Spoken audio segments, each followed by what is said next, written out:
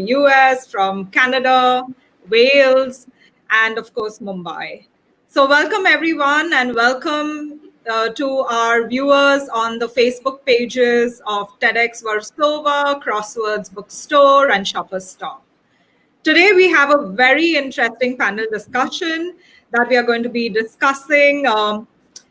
But before that, my name is ElsaMarie DSilva, and I'm the founder and CEO of Red Dot Foundation. I love putting these panels together, and I have such wonderful friends who write and research very interesting things. So today's panel discussion is about what's emotion got to do with it. And we are exploring if there is a gender bias on emotion. And during COVID-19, the countries that have managed the crisis well have one thing in common: empathetic women at the helm.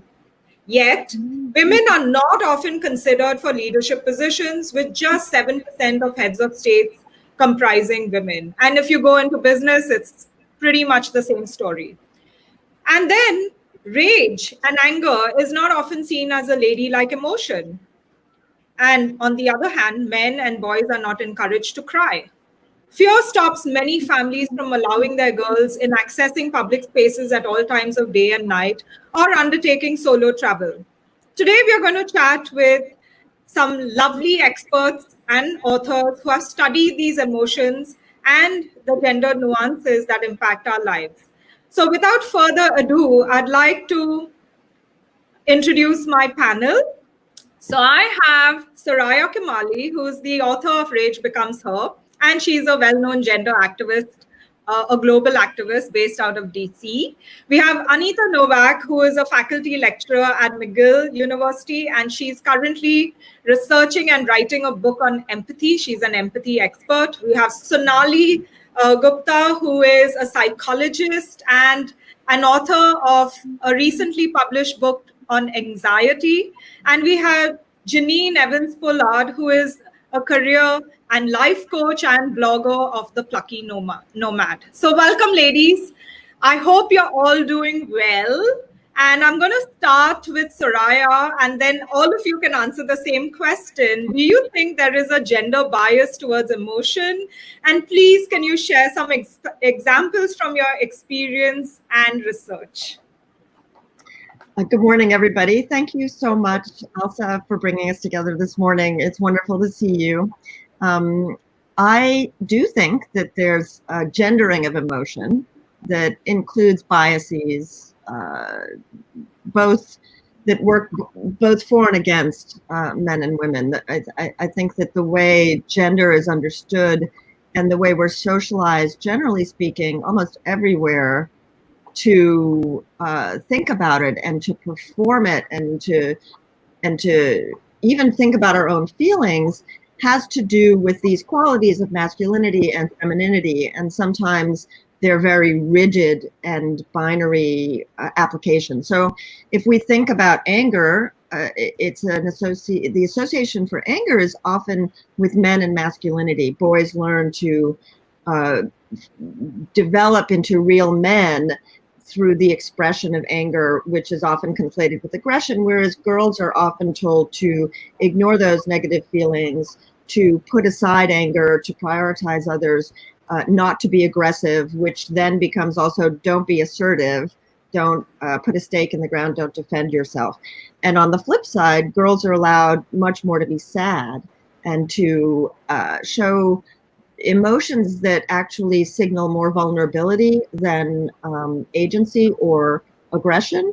And those kinds of characterizations of emotions that are very similar. So if a boy is sad, it's often the case that people will attribute anger to him. And if a girl is angry, people will often attribute sadness to her. Those emotions are similar, and yet we interpret them differently based on whether men or women, boys and girls are involved. So that's how I would describe the gendering of emotion, and other emotions also fit in with that, in that framework. Wonderful, wonderful. That's great to kickstart our discussion. And, you know, I circulated a Google Sheet, and many people, I think pretty much everybody agreed that there is a gendered lens to emotion and how we express it. And it's different, you know, when it's our brothers or whether it's us as women and young girls. Anita, what's your take on it? So I absolutely agree that we're socialized along these gender lines and then express our emotions in those containers. But I do believe that the desire to express our emotions crosses all genders.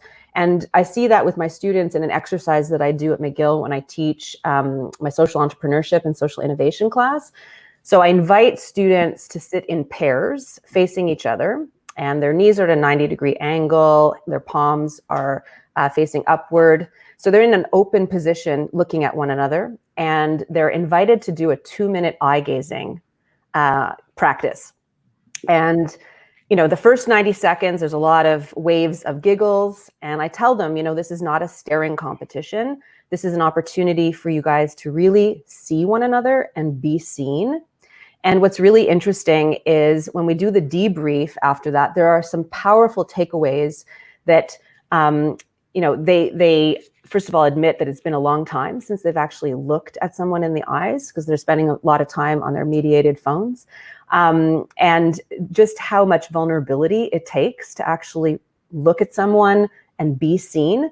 But they are also willing to admit how beautiful the experience can be and how they can communicate with one another without saying a word, and how within 2 minutes they feel closer and they feel that somehow that they understand their partner better.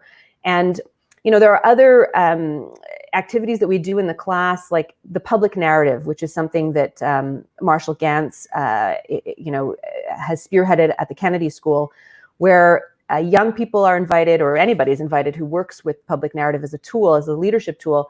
It's a way of storytelling where you put yourself out there by sharing a story of self, and then you bring everybody together and share a story of us and a story of now, which is, you know, why do I personally care about an issue? Why should we care? And what can we do about it? And all of the students in the class, when they're invited to tell their stories, like 2 to 3 minutes a piece, they're just dying to express themselves and to be seen vulnerably. So if you give them a container to be courageous and brave and vulnerable, I've seen both men and women rise to the occasion and share very, very profound stories on the very edge of, you know, people tearing up. It's the kind of class you bring your Kleenex box to. So again, even though men and women are socialized differently to express their emotions, I believe that there's an earnest desire across the board for people to show up.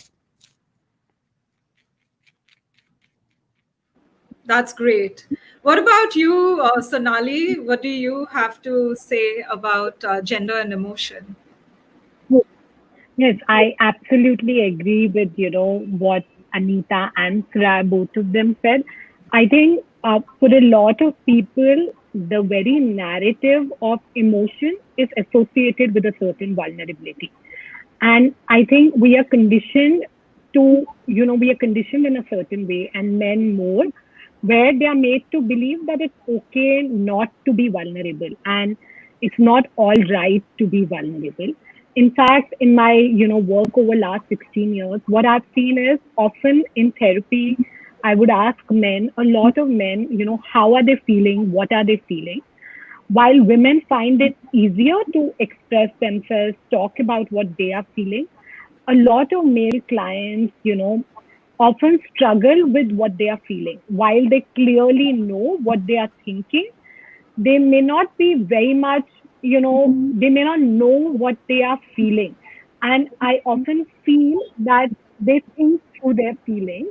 And I think the conditioning has a huge role to play in it. And I think we as a society, you know, I don't think we create safe spaces where people can express their emotions. I think that's a big role, you know, if long-term change has to be made. I think we need to create a safe space for emotions. And my concern is also emotions are looked at negative in such a big way across women and men also often. Like, I don't know how many of you grew up with that, but so many of my clients say that they grew up with the feeling that they are told that you feel too much. Like my male clients would tell it, and even female clients say, I was told that I'm too sensitive, I feel too much. And I'm almost made to believe that's not the right thing to do. So I think while emotions are gendered, I think we also look at emotions as being also sometimes not productive or helping us. And I think, as we move forward, I'm sure we'll discuss more, but being in touch with our own feelings across gender is also what is linked to our better emotional well-being at the end of the day. Thank you. And that's from your experience as a psychologist. I want to bring in Janine now. She is a career and life coach, but also, runs a blog on travel. So can you share what it means and how, it impacts us in a way? For motion, I think for me as a female entrepreneur, I think it's something that's kind of haunted me a lot in my own life. I think female entrepreneurship is quite often a challenge in a world that is traditionally dominated by men. And so I think, just generally speaking, the ideas that some of the other panel have come up with about the level of emotion that people feel. I mean, as a coach, I understand how self-belief is connected to emotion. Sometimes we care a lot about what we're doing, and then in that way, particularly as women, I think we can become a bit overwhelmed with the amount of things that we care about, and that can get in our own way. So as a coach and as a writer, this thing about self-belief and this idea of imposter syndrome is something that is very heavily influenced by emotion. And I've also been asked quite a few times, or been worked with clients on reflecting. Is my time up? Asked with clients on reflecting their ideas about what emotion is too emotional. So how much emotion is good, how much is not so good. So how do we control that to be able to or work with that? Thank you. And so how much emotion is too much, or how much emotion should be expressed? And Soraya, you wrote a book called Rage Becomes Her. It's really about the power of women's anger.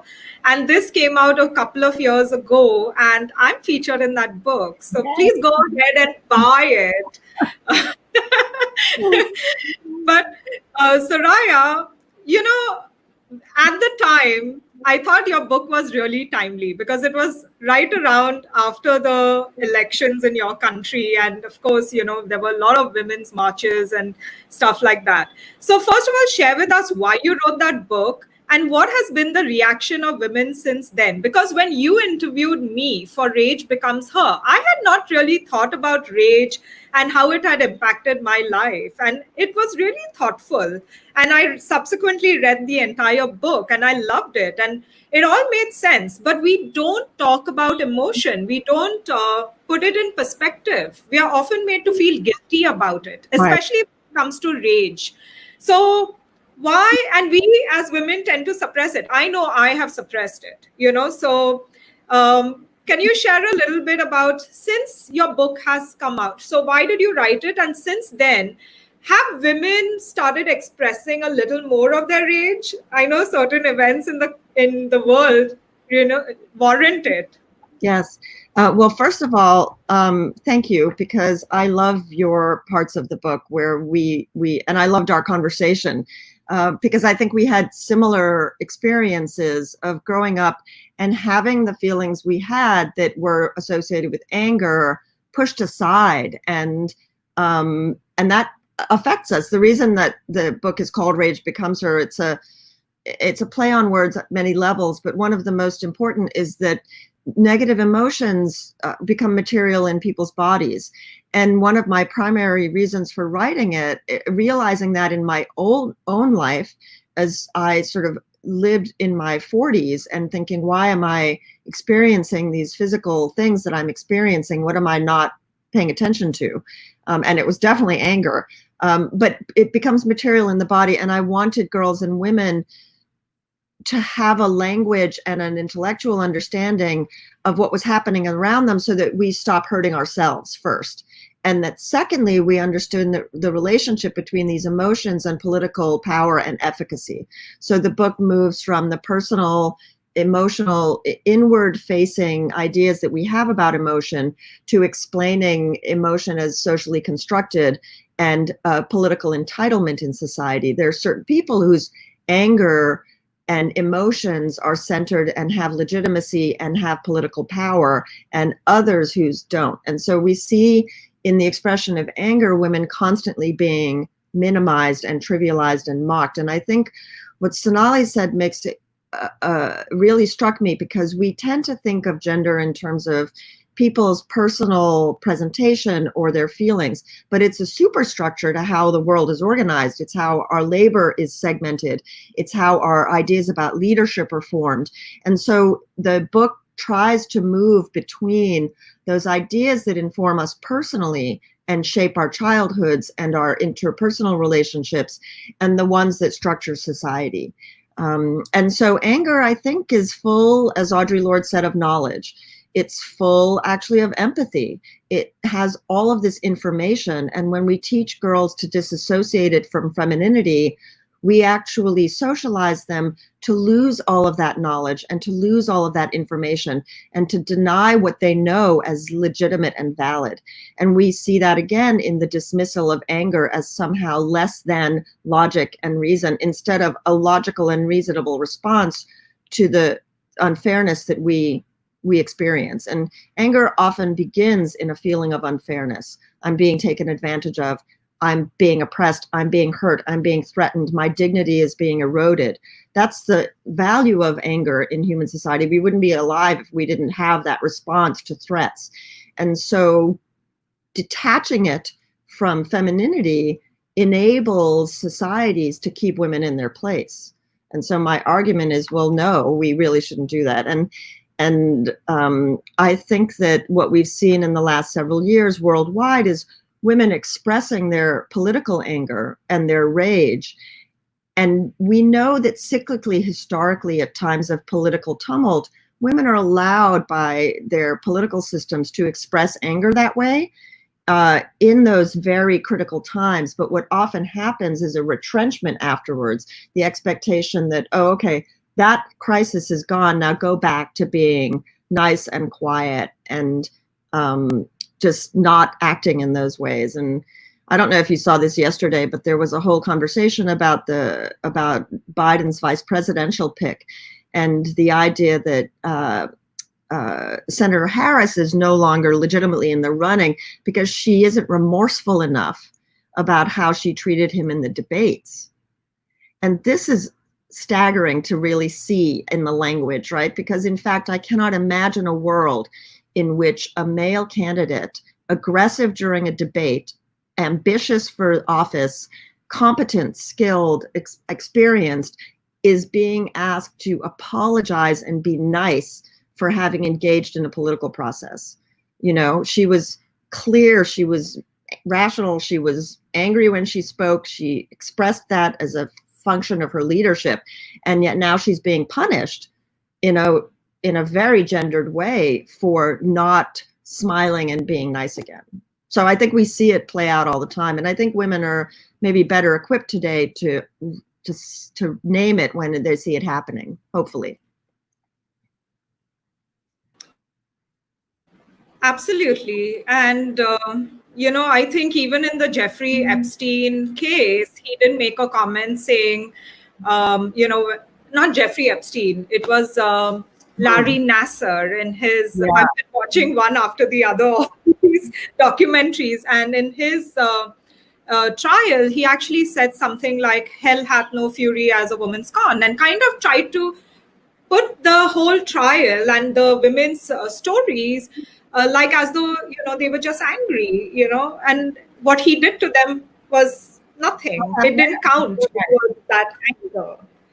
So on the other hand, we have anxiety and worry, which is again associated with women. So do you think, Sonali, that women worry more than men, or is it that they express it more than men?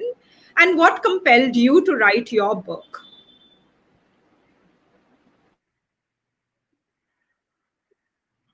I think one of the things what I figured was from, I worked for 16 years, but in the last 6 years, across gender, I felt what had increased was people, how they were talking about anxiety. And to me, anxiety was one of the emotions that equal number of men and women discussed it in therapy. And to me, that seemed like a big enough reason to write about it, because if there is an emotion that both men and women can talk about it, maybe it says something about the society that we live in, right? And as Soraya says, I say it in the book that anxiety, often our emotions get locked in the body. And like Soraya said, I felt anxiety gets locked in the body. A lot of men were talking about anxiety in the context of panic attacks, in the context of, a backache that's not going away, in the context of pit in the stomach. And then there were women who were also talking about anxiety, and they were assigning their anxiety to guilt over not being able to multitask. They were talking about their anxiety in relation to how should they act in a way where as leaders they are considered assertive yet they are feminine enough, in leadership roles. And I think there was a huge, my concern was also we as a society, I'm an elder millennial, as elder that the millennial can get. I think we shame people we grow up in a world where we shame people for experiencing emotions. So whether it's anger, whether it's anxiety, anger is the so-called, new buzzword, hashtag anxiety, as, the younger folks would say. And I felt that, what was happening was we were, shaming people for experiencing anxiety, when the reality was that all of us experience anxiety. And circling back to what you asked, I don't know of anyone who has never experienced anxiety. I think all of us on the panel also have experienced anxiety at some stage. And the narrative was also to not label anxiety as a negative emotion, to talk about ways that anxiety works for us, and also to talk about how anxiety can be managed at the end of the day. And the larger narrative is to deal with the structural shaming that exists because men and women feel a certain emotion. And sometimes by talking about it, giving it examples, like one of the feedback which has come from most readers is, I suddenly feel that it's okay, I know what I'm feeling, and I don't have to feel guilty or I don't have to feel small for feeling anxious. And I have lived with a parent who was in the hospital for about 25 years. And one has experienced anxiety, and one has managed it at the end of it. And I think from a gendered lens, both men and women bring it to the conversation to therapy sessions. I think women often are clear in articulation of it. They would say, I feel the anxiety. A lot of men would say, I feel this pit in the stomach. The shoulders are always stiff. I have this restlessness. I'm too wired. I don't know what to do with it. So, I think the language and the vocabulary across gender is very different. And as Anita said, I think, I would say, I think both have an equal desire to deal with it and manage it. I just think in the process of conditioning, we have just given them, they've started using a different language. And the idea was also to give an Indian context and to give a language that's compassionate, that's relatable, and that removes the negative charge. So we go to fear, because a lot of anxiety also results in fear. And when it comes to fear, there's certain amount of risk that we are willing to take. And again, women are conditioned right from birth to take very low risks. I myself have learned to take risks and feel comfortable with risk over a period of time. And I see that all the time in my work, where we were initially mapping sexual violence in public spaces, and under the guise of safety, a lot of families prevent their girls from going out or venturing further or exploring. And I come from the aviation industry where for 20 odd years I've traveled the world for leisure, for work by myself, and I've had a ball of a time. And then I see all these women accomplished, highly accomplished, who've never had a solo holiday, and I always wonder, like, they haven't experienced life, to be honest. So Janine, you have your blog, the Plucky Nomad, and also the leadership aspect of your role. How does fear translate into women holding themselves back?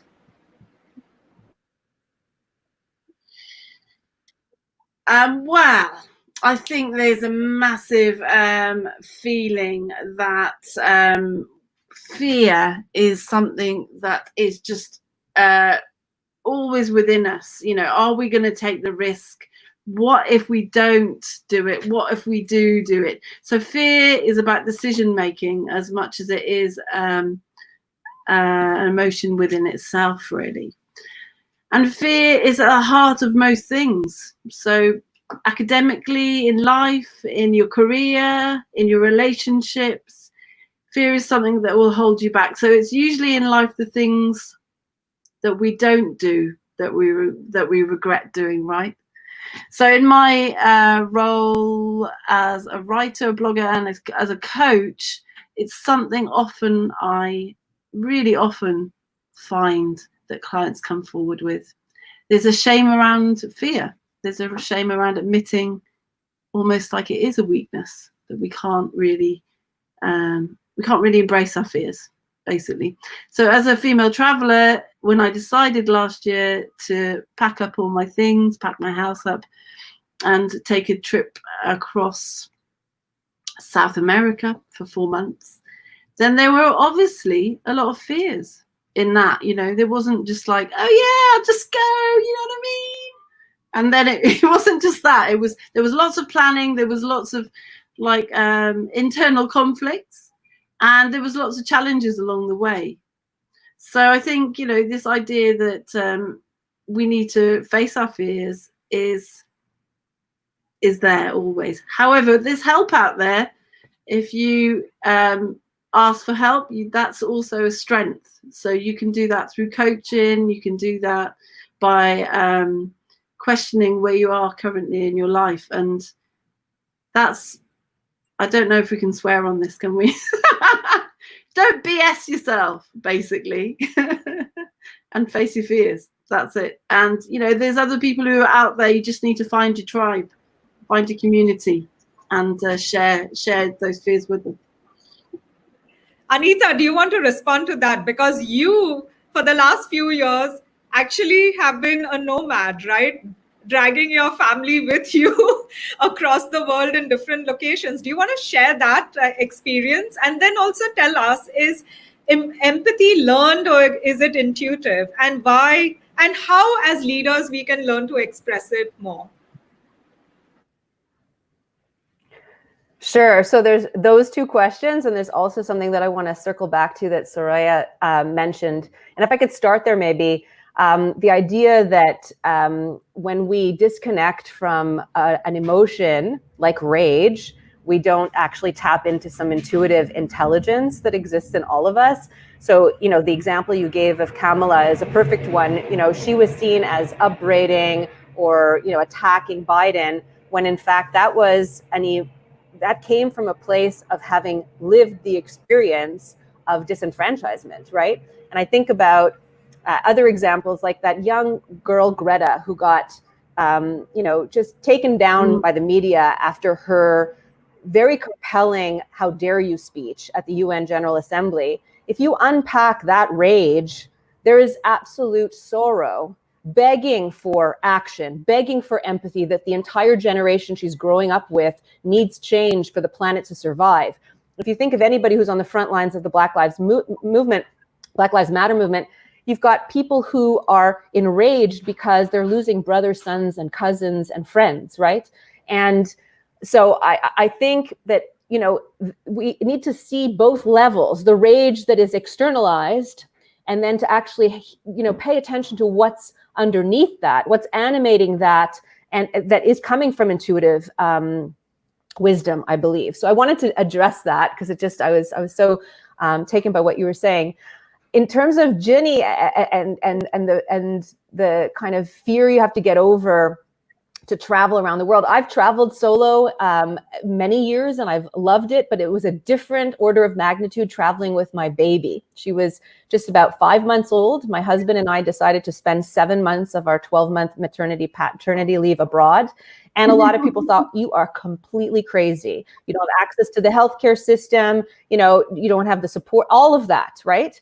And we traveled to Cuba, we traveled to Thailand, we traveled to Dominican Republic, we went back to Georgia, and we've been on these stints most recently to Morocco, and we've been living a bit like nomads. Financially, it's maybe not the best decision for a young family, but we have, had our little unity as a family, and I think that it's given us a chance to get to know our daughter and for her to get to know us in a way that if we'd had busy lives, grounded in our own cities, working, that might not have happened. So we're really swimming against the current where a lot of people could easily judge the decisions. And yet, my kid is flourishing. I see her, she's a happy, sociable person. And so I think it's a matter of like not listening to society think and just kind of, choosing what feels right for you. Not easy, easier said than done.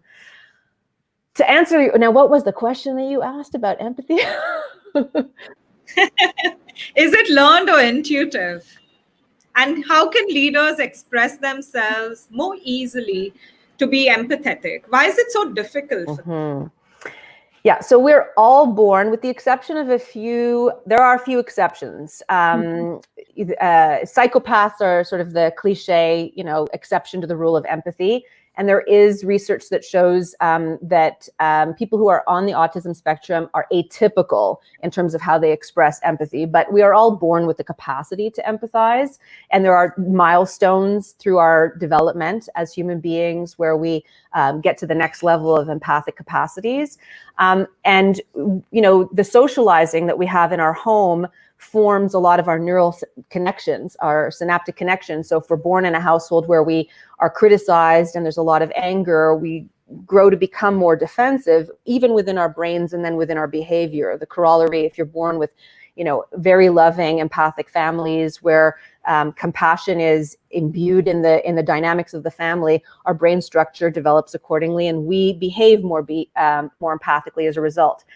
Now, having said that, that sounds deterministic, but in fact, we actually, because of brain plasticity, can become more empathic with practice. We can think more empathic thoughts and we can behave more empathically until it becomes something that we do automatically. So I find that that's a very hopeful frame. Now, in terms of leaders, how they can become more empathic, what's interesting there is I have empathy on a continuum. I call it in a fancy language with my PhD.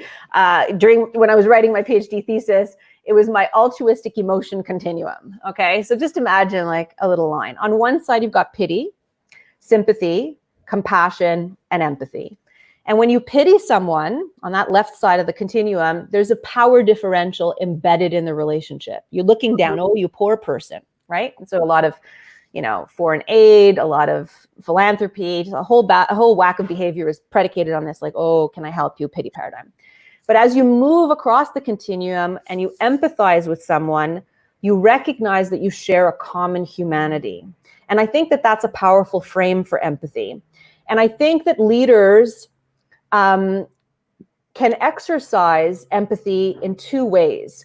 One is through their affective empathy, where they're physically reacting to the stimulus. So for example, I think it'll remain seared in my mind. President Obama, when he gave his talk after that terrible mass shooting in that small town, I think in Vermont or maybe you'll remember Soraya, somewhere in New England, where 22 children Sandy Hook, thank you. They were killed, and the first public statement he made, he was wiping away tears. And it was coming from such a genuine place as a parent, like, can you just imagine, right? So I think leaders can step into their affective empathy and model that it's okay to feel under certain circumstances. That was tragic. And then to show up as a leader with cognitive empathy. So the perspective taking of what would it feel like to be in somebody's circumstances, and how can we leverage that cognitive empathy to change things from a policy perspective?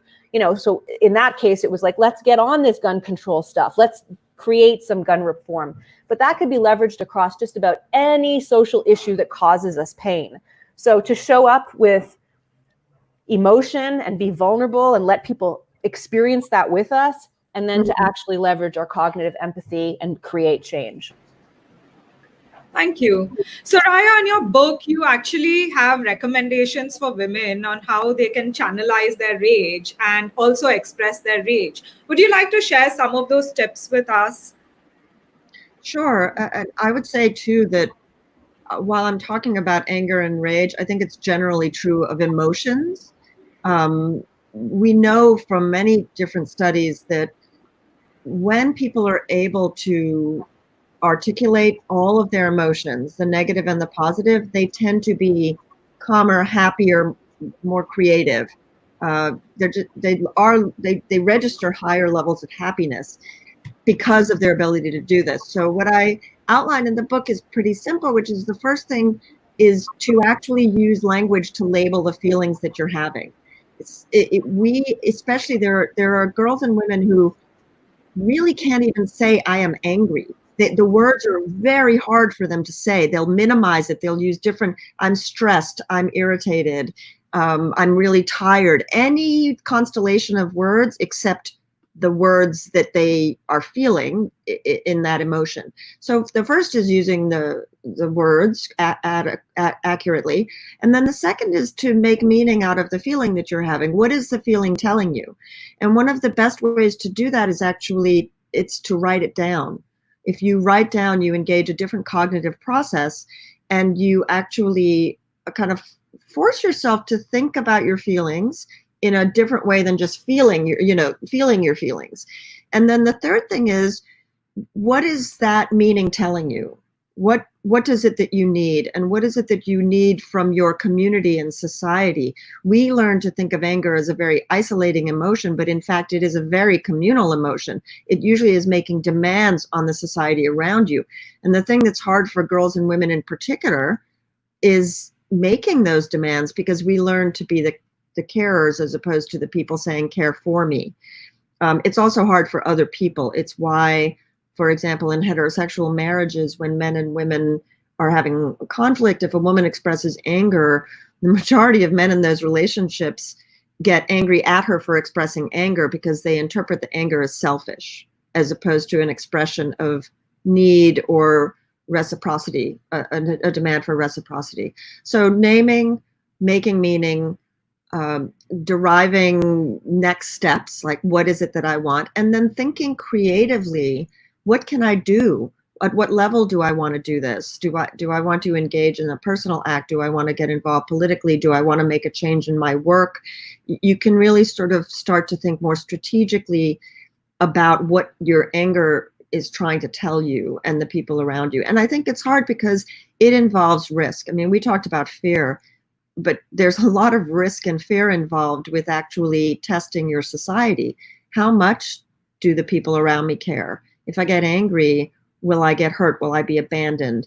We learn to think in terms of the risks to our relationships, and testing those relationships highlights the vulnerabilities, I think, that women often have in societies of sometimes great inequality, and vicarious access to resources.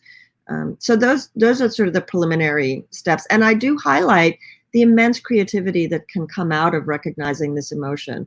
It's not that you get angry and you have to explode. The rage is actually it's also a miscommunication. It's already sort of a distortion of the feeling. If you're experiencing rage, all these other things haven't happened. But if you can process it in a productive way, you do what you do best. You write books, you make music, you organize politically. There's infinite ways to use it.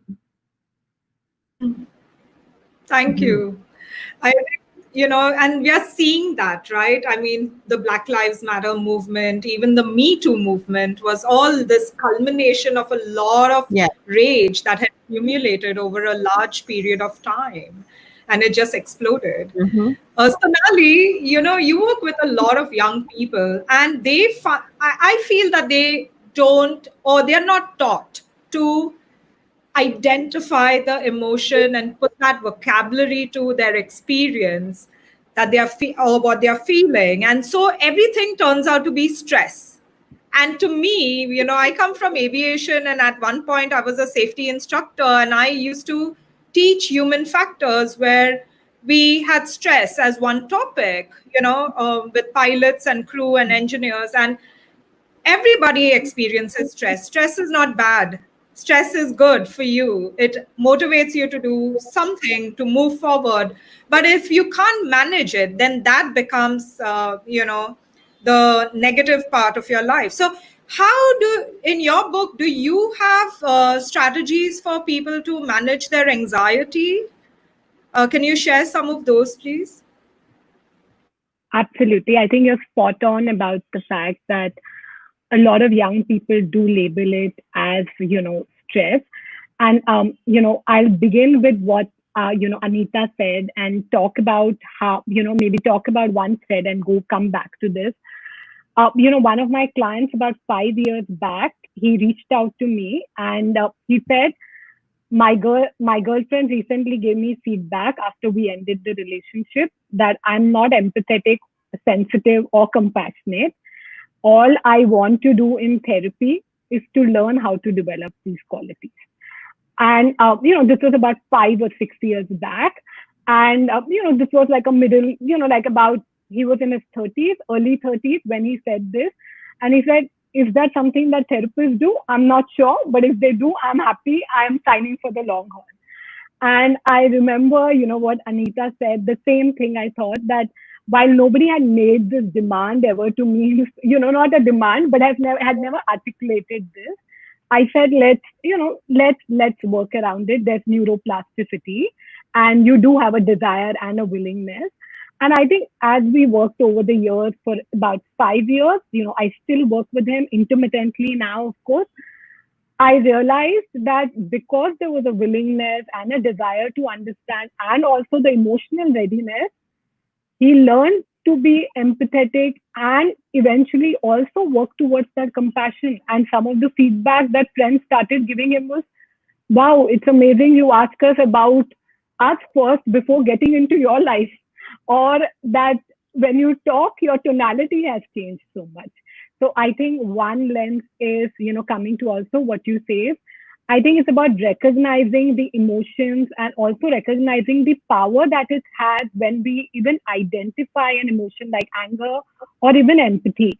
And, as Soraya said, I think rightly, whether it's anger, rage, underneath so many other emotions lie, right? Like your emotion could be anger, rage, and then there are so many emotions underneath it. And when we unpack that, I think there's so much creativity that flows from even that entire process at the end of the day. And, connecting this also to the book, I think one of the things I do in the book is to differentiate between fear, stress, and anxiety, because I think a lot is lost in translation, right? The words that we use, a lot is lost in having those labels. Oh, listen, everybody gets stressed. Everybody is fearful of something.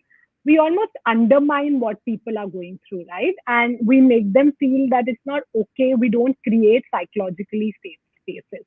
So, one of the things I talk about is that with stress, there is a stressor, there's a particular situation that's threatening. With anxiety, often there's nothing tangible often. It's far more an ambiguous feeling, right? You feel restless and often you don't know what you're restless about. When you're stressed, you know what the stressor is. Stressor can go away and we can still be anxious at the end of the day. So I think one of the things that I do in the book is to spell out this. I think one technique, which is the technique I came up with personally, I had a burnout about 6 years back. And I realized as a person who's very structured, I also, in order to deal, so, when I had a burnout, the burnout was coming from the fact that I was doing a lot of crisis work, working with people with suicidal ideation, with trauma, and my burnout also came out in the form of low blood pressure and this feeling of anxiety where I felt overwhelmed. And at that time, I came up with this term pause ritual. And I came up with the term because I realized as I schedule work on my calendar, if I schedule pause as a ritual, that's the only way I will relax. So it came from a very personal need. And I think one of the ways for people to deal with anxiety constantly, even amidst the COVID crisis, when we are feeling overwhelmed, is to build pause rituals in our life. And by pause ritual, what I mean is I defined it as this time which I have pretty much scheduled in the calendar where I monotask. I don't multitask at all. And I would also take that time as downtime almost to recharge myself. And it's a pause that has worked, pause ritual has worked for the long term in the last 7 years. And, like with simple acts, like if I'm going for a walk, last 6 years, 7 years, I made a choice to not listen to a podcast or music. I just monotask. When I'm beginning to feel overwhelmed, I will pause and I will tell myself, like everyone has been discussing, what is this emotion telling me? What does it mean to step back, breathe, and just come back to it? And I think that's one of the techniques. And I would suggest that all of us need, an ability to develop our own pause rituals, whether it's journaling, whether it's just, mindfulness in the context of a lifestyle and not hashtag mindfulness, but adapt it like a lifestyle and not just, make it about, just saying that I'm being mindful. It's about integrating the entire process. And I think the second way is to learn to be self-compassionate, befriend our inner critique, if I could say it, because I think we all find ourselves at times where there are things we will look at in our life, maybe that we are not the most proud of, or things that we feel we behaved in ways which now in hindsight feel not the nicest, and learning to identify what is this inner critique trying to tell us. And I don't think we need to do away with that voice, but we need to learn how to filter it. Ask ourselves, when does it work for us and when it doesn't work for us? And I feel it's never too late to learn to be self-compassionate. And I think the more we learn to acknowledge all our emotions, whether it's anger, fear, empathy, I think those are also acts of self-compassion. It's almost giving yourself the permission to feel. And the more you do that, the less, I think anxiety is often an emotion that comes because we don't even allow ourselves to feel what we are feeling. And once we start doing that, I think, it's liberating. It's almost like it's freeing, where you allow other emotions to guide you. And I think every emotion can serve as an internal compass from a leadership perspective, right? Emotional agility is also that ability to have confusing, difficult thoughts and then still know what intuitively works for us, what is aligned to who we are as people and our value system. And, and these are some of the techniques which I talk in the book, Anxiety. So you say we should give ourselves permission to feel, and Soraya says that we should trust in our community who will have our backs. But often women in leadership positions or women in corporates and business roles, or even politics, which with the example with Kamala Harris and maybe even Hillary Clinton, you take that risk of expressing yourself and it is misinterpreted, or you take the other route and not express yourself and you become a closed person, and often you take on maybe you model yourself after male bosses. So Janine, what do you recommend to your coachees when you are working with them on leadership?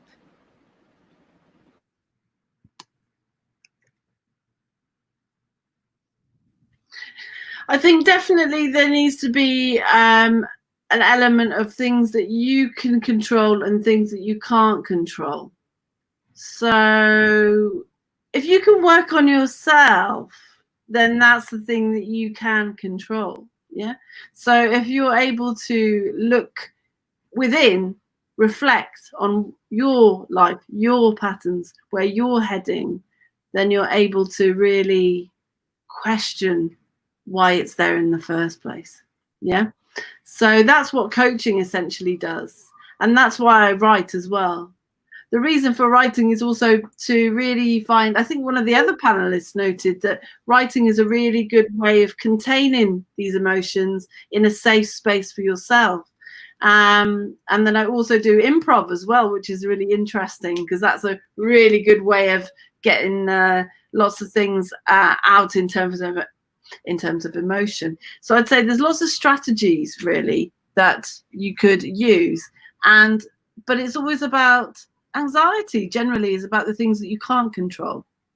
Why it's there in the first place, well, that's down to every individual. You could blame your parents. Well, there's a really funny poem in the UK. I don't know if you know it.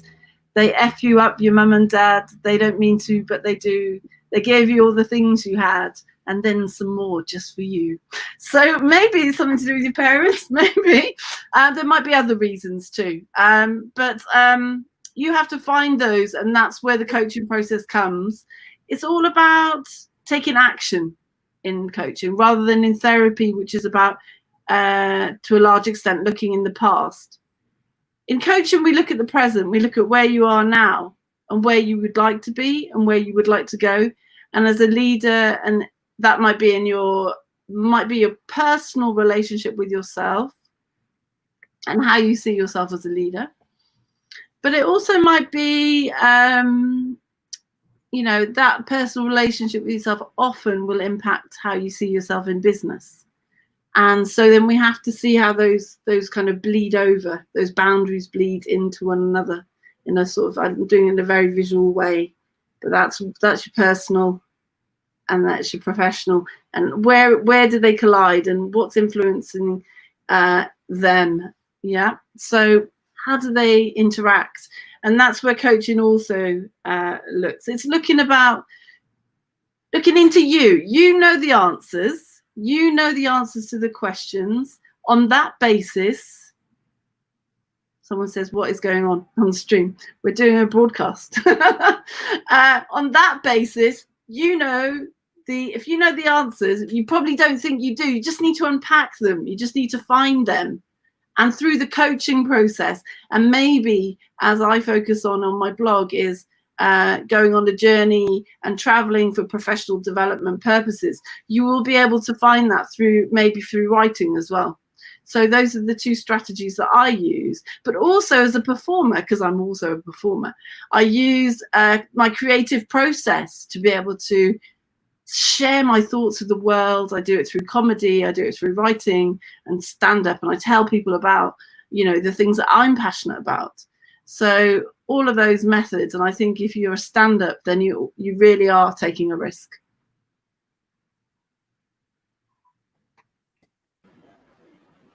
Anita, do you think Jacinda Ardern took a risk in being empathetic? We all love her now. We all want to move to New Zealand, and we want her to come to our country and be our leader. But do you think she took a risk when she decided that she was going to be herself?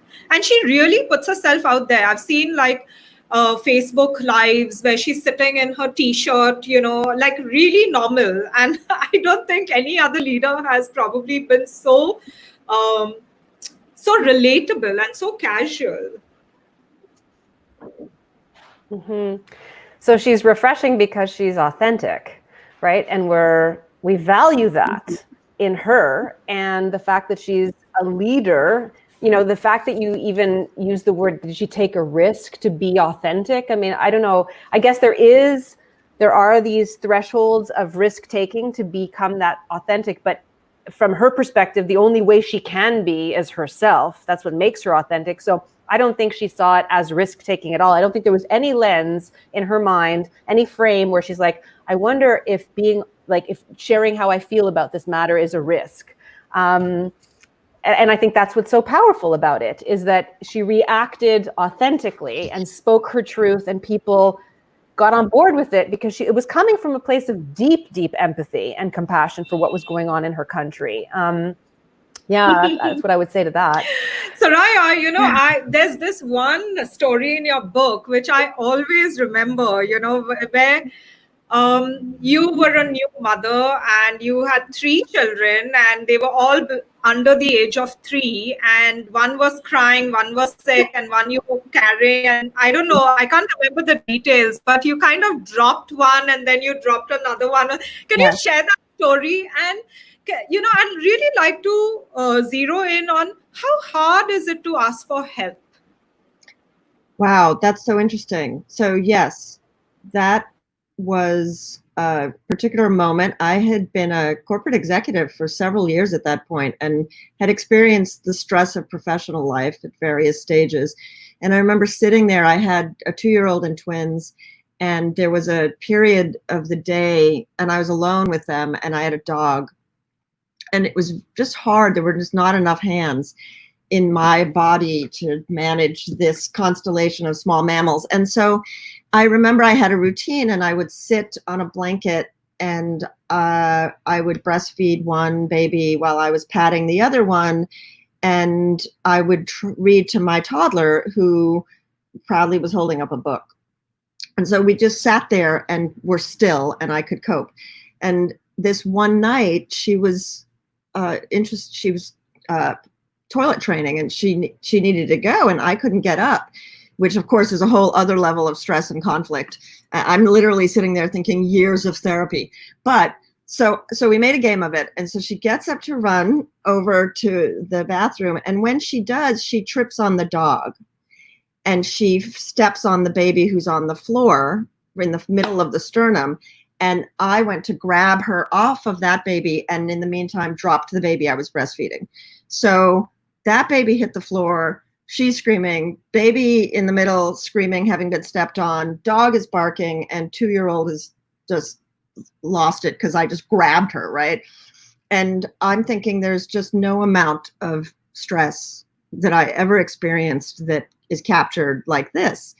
And in that case, it wasn't even not asking for help. I had nobody there. There was no help to ask for, right?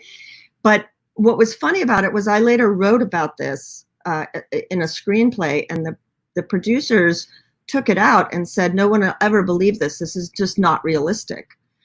And I was like, wow, you have no idea, right? And when I did the research for the book, I wrote about the kind of stress that mothering in particular involves, because there's so many dangerous situations in the course of an hour that the mother of a small child encounters. And it's different than the stress that a dad might have if he's coming home and maybe reading to a kid or helping them take a bath, And so asking for help, I think, is very important, but also having the structures in place that enable people to help, right? We just don't have those in place. We just assume that this labor will continue in this way infinitely. But the reason I really laughed is because now in COVID, I have 3 children who are home, and they're in their early 20s. They have to leave college. And we had this conversation last night about how hard it is for me to ask for help. This is 20 years later. It's just, you get into a pattern of just doing. As Sonali said, you're multitasking. You're the carer, you're the person. And my family is helping all the time, but we use the word help. We're like, well, why is it considered helping? We shouldn't be helping, in fact. And this is like, we are fully conscious of what's happening. I've done this work for years. So yes, it's hard. It's hard to accept that even your best intentions as individuals can become subsumed in the institutions that define our lives, which is how I would categorize that.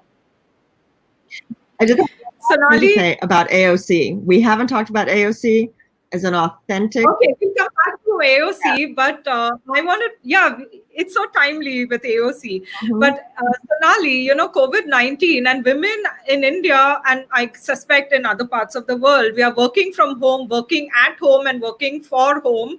I call it 3 jobs in one, because the domestic care work is just dumped on a woman. And this was pre-COVID, and now during COVID, it's people like, one of my German friends says, I don't know how that guy even wrote a book. I don't have time to even read a book or even breathe.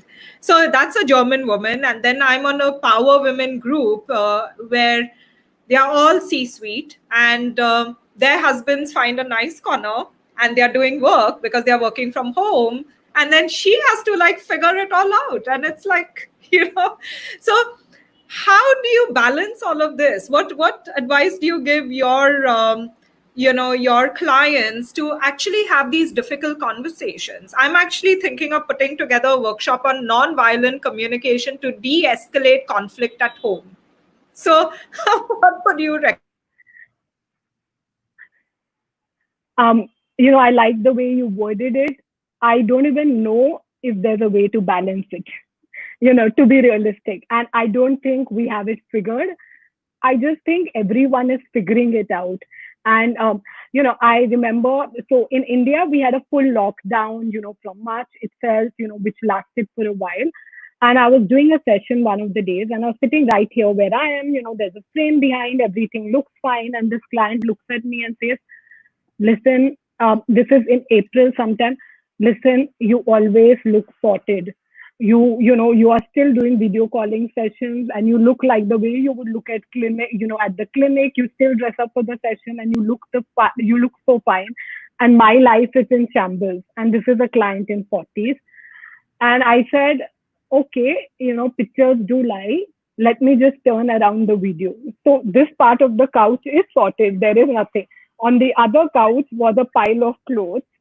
The day the lockdown happened, my AC broke down.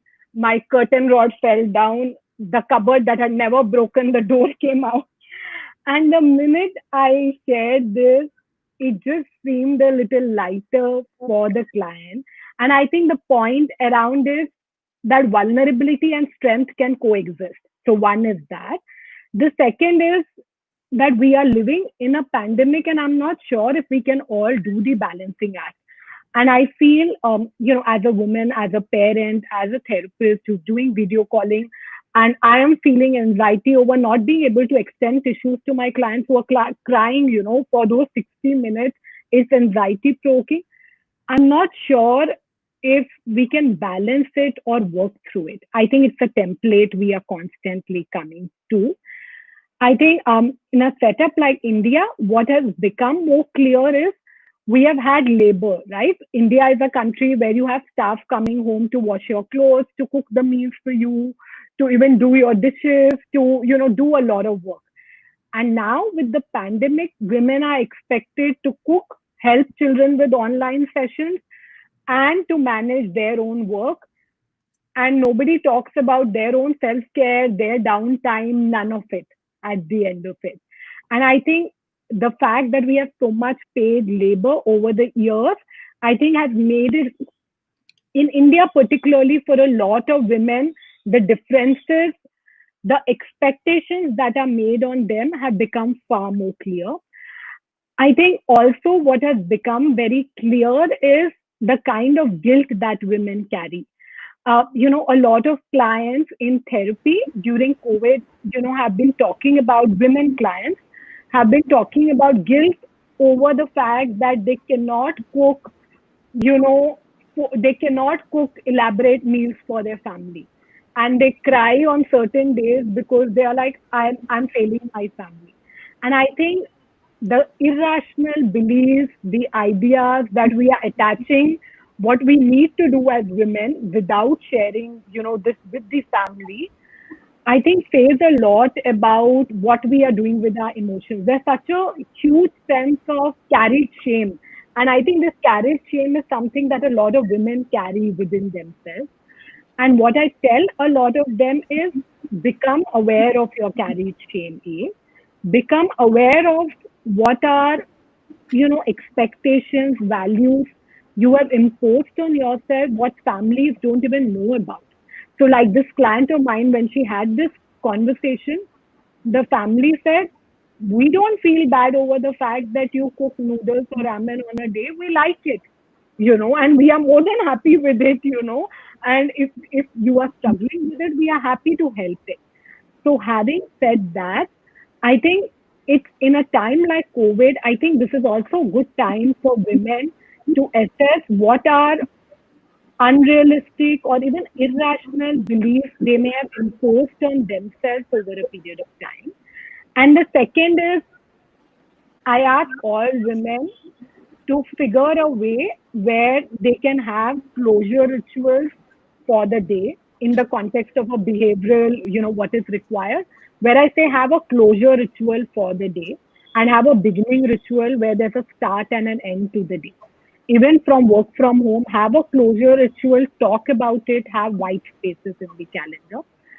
Emotionally, I think with a lot of clients, the conversation is also about talking about how women's mental health in families is also dependent upon how men participate in the process.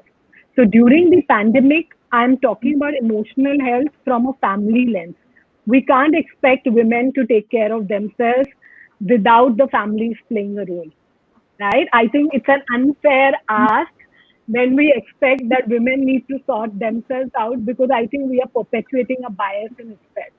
And structurally, when men and women both learn to take care of their emotions, talk about their expectations, stay with difficult feelings, and also have a dialogue around it, not, and, I'm a big believer of you hit the iron when it's cold. You have So conversations. I'm going to interrupt over there and ask Ginny and maybe Soraya, because they have to leave. So, Yes. Ginny, what did you think of AOC? So, so for example, the congressman said, called her whatever he did, and he went out of his way to be nasty to her, and then she took it upon herself to respond. And I quite liked her speech, and her video has gone viral. And then he goes on television and says that that wasn't what was happening, and even his apology on the floor of the House was a non-apology. So how do you reconcile in the workspace when somebody accuses you or calls you nasty things? I was called very emotional when I didn't think I was emotional, made to feel like it was my weakness. How do you communicate what you want to say without without that other person then making a big drama about it? Like, is it possible or not possible? I think it comes down to a lot of, the etiquette in the UK these days, especially in sort of a lot of companies now, people are becoming more involved with diversity, looking at diversity, and, diversity can encompass so many things. It does also include gender rights, includes race relations.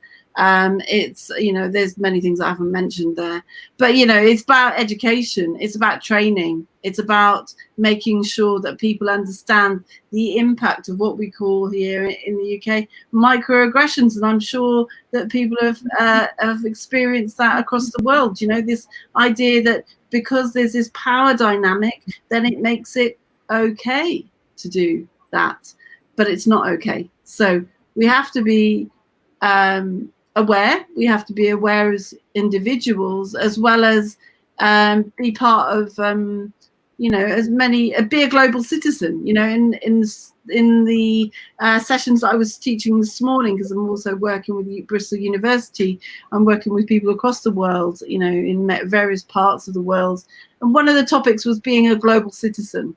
So we could take it from an individual standpoint, knowing what's okay for you, what are your boundaries, where do you stand, and what does it mean for your close working, your environment, in your working environment where you are. And often that's online these days. So maybe we're entering a world now where we need to address these things in a slightly sharper, swifter way to the way that we used to before, because the world of work is changing, and we need to address these things through education programs, through CPD, and get the conversation going, get the dialogue going. Soraya, you want to add to that? Yes. So I have a kind of split professional life. Half of my life is spent working at the nexus of freedom of expression, gender-based violence, and technology. So for 10 years now, a lot of advocacy around what happens when women speak publicly, what the backlash against their public participation is, what happens to political women like AOC when she stands up for herself or shares her political beliefs. And what we know happens is unbelievable levels of aggression sometimes.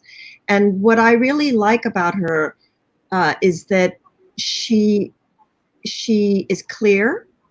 She identifies rhetorically exactly what the issue is. And I think she's able to do that because she knows she has a community behind her.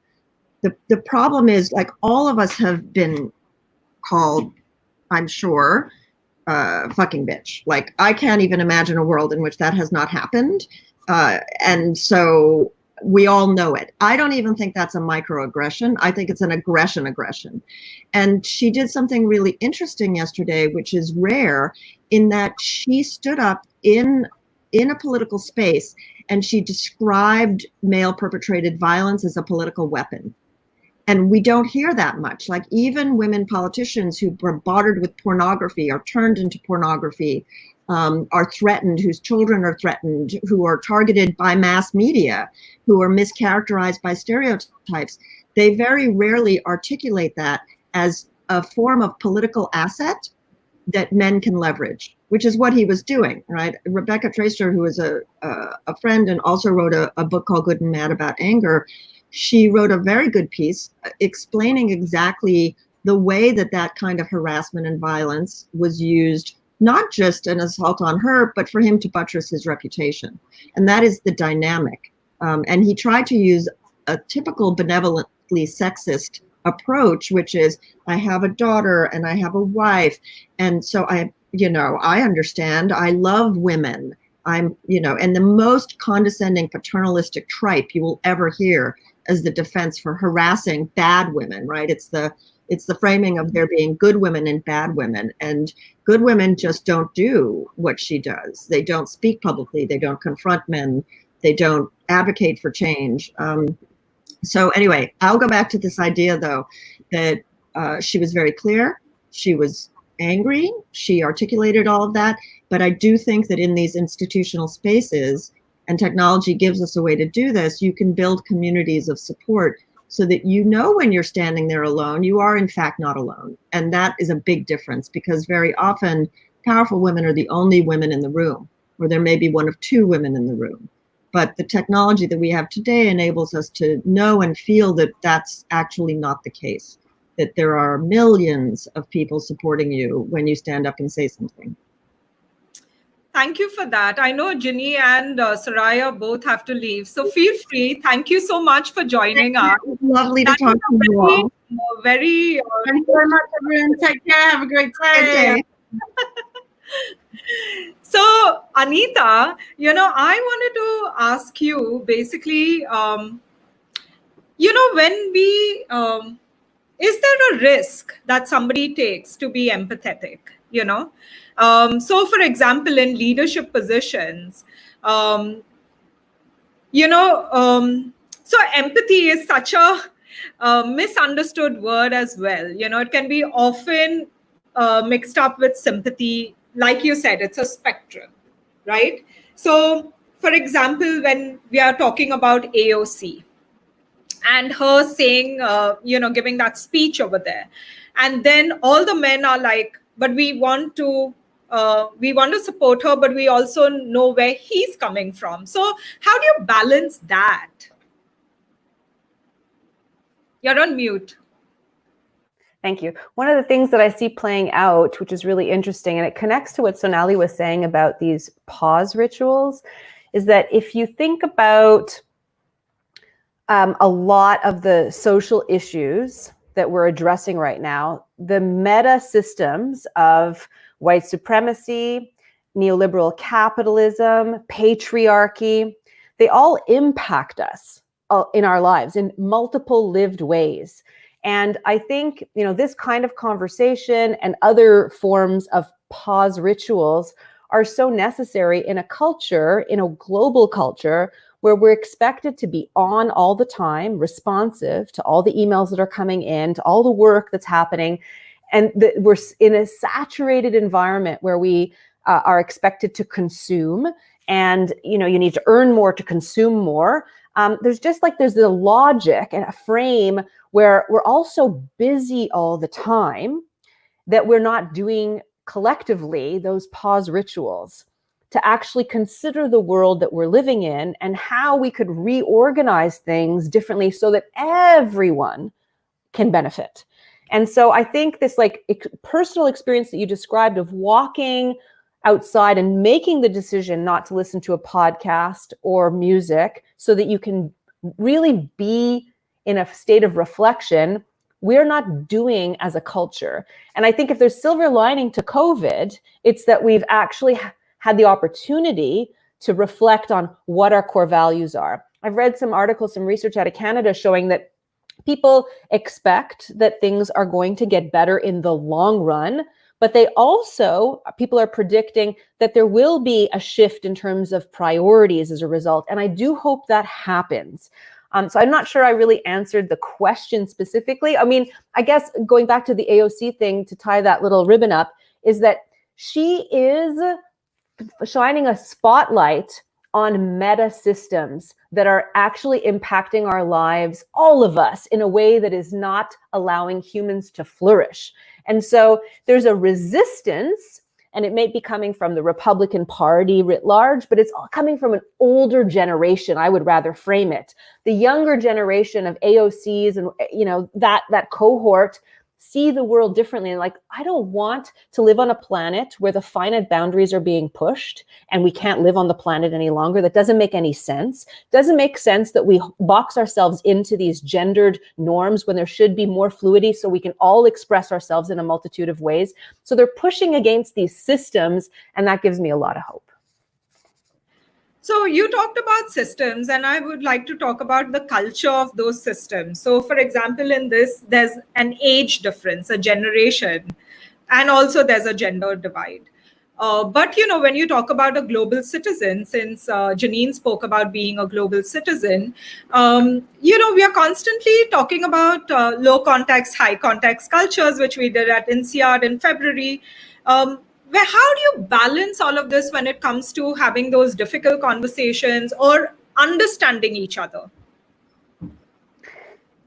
Well, so much of it comes from just the way we even listen to each other, because most of the time, communication scholars would say, most of the time, we're not listening to actually absorb what is being shared. We are listening to prepare to answer. And so, there's a gentleman out in California, Edwin Rutsch, who runs the Center for a Culture of Compassion and Empathy, and he has empathy dialogues and is training people to have empathy circles and learning how to express themselves with empathy. And I've attended a couple, and it's really transformative because people are invited. Let's say there's 5 or 8 of us on a call, and it lasts 2 hours. And there's a conversation starter, and then it goes in all sorts of directions.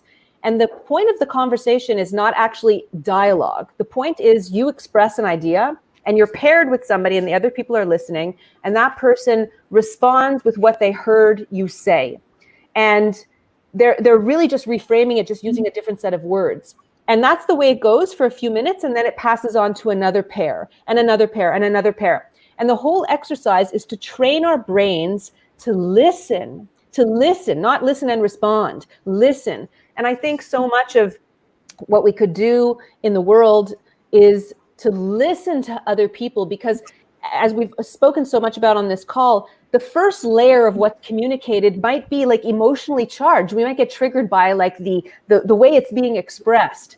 But if we can unpack that and get to what's behind it, then we can start to feel, and I get little goosebumps when I'm talking about it, we can start to resonate and feel, empathize with what somebody else is going through. And then the dogma and the ideologies get unpacked, and we're not seeing each other as others, but like, oh, I can relate to what you're talking about.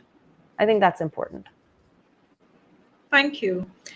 Sonali, what was the highlight for you writing this book and since then? Firstly, I would want to say I loved what you said, Anita. I think you put it beautifully, so thank you for stating it so beautifully. I think the highlight, the process of writing taught me how on a daily basis one misses out on doing the deep work sometimes. And the process of writing a book is deep work in itself. And, and I think the process of, I didn't tell anyone else I was writing the book. I signed the contract with HarperCollins in Jan 2019. I didn't tell anyone other than my family till about April, May, when I was done with about 3/4 of the book. And one of the things I've realized is that sometimes when you have an idea which is very personal, and for authenticity to flow, it may be important to stay with your own idea and let it brew in you without having the impulse to just share it sometimes. And it did help because nobody was asking when the book would be out. Also, nobody really knew what was there in the book. And I think what it has been like, I think some of the feedback has reminded, my concern was that a lot of people feel anxious and they don't know how to name it in an Indian context. And I think that's what a lot of feedback has been. A lot of people from across the country, from even the smaller towns, have been writing saying they didn't know the word for anxiety. They didn't know it was a panic attack. The book is also priced, at 299 rupees, and during sale it goes at half the price, even 100 on Kindle. And I think the idea was to improve the India lens of access towards mental health. We don't have access towards mental health. And I feel it has helped to open that conversation. And I think lastly, it just feels like life coming a full circle. And I've grown up admiring bookshelves, admiring authors, reading a lot of good work. And there's massive gratitude that I just had an option to write it. And if it helps people if it's a safe space and it holds hope, my work is done. And, my book and I lead separate lives. So I made that distinction where I lead my life in my own way. The book will have its own journey to do. And that's been very healing. And yes, to be on a panel like this, to meet Anita, to meet Soraya, the work we did, Janine, I think if it comes to this and it helps us develop those connections, I think, that's the beauty of it. Yeah. So thank you for Congratulations once more, and I wish you all the luck. It was just released, so yeah. And Anita, what's been your highlight in your research on empathy? What has been a surprise for you? I'm delighted by the fact that I become increasingly enamored by the research about empathy, because I think it's a super powerful tool that the world needs right now. And I'm very excited by the timing of the book as well, because I feel like it's a message that will resonate with a lot of people. I also think, I defended my PhD in 2011, and I've been working on this book since 2011. So it didn't get written at the same speed as yours, Sonali. I'm a little bit, envious. At the same time, throughout, people have asked, how's your book? How's your book? How's your book? And there's been a degree of, I wouldn't say quite so severe as shame, but there's been sort of like, how come I haven't finished it yet? And I've come to realize that the book, just like, it takes 9 months of gestation before the baby is born, and that's for a reason. My book has gestated for the period of time it's taken, because now I actually really understand what my book is aiming to accomplish, and I'm just really excited about putting it out there. So I think, that's what makes me happy. So when's it going to be out? Well, the agent still is preparing, or we're working on the proposal. They want to build up my social media platform, because that's how publishers choose their authors that they write with. And he's shopping it around, I suppose, this late summer and fall. I imagine it'll come out in 2021. But you can pre-order it. You can go to my website and pre-order it. It's called Purposeful Empathy. Purposeful Empathy. So you have Rage Becomes Her, you have Sonali's book, Anxiety, Overcome It and Live Without Fear, and Anita's upcoming book, Purposeful Empathy. So do go check those books out. And thank you so much for joining me. Thank you everyone on the pages of Crossword and Shoppers Stop and all the other Facebook pages. I really, really enjoyed this conversation. And I hope because there were quite a few people who said in the survey that they would wait to hear what the panelists had to say before they put down their thoughts. So I hope you had a lot of food for thought. And you also learned a few tools to manage your emotions and express them. Thank you, everyone, and see you soon.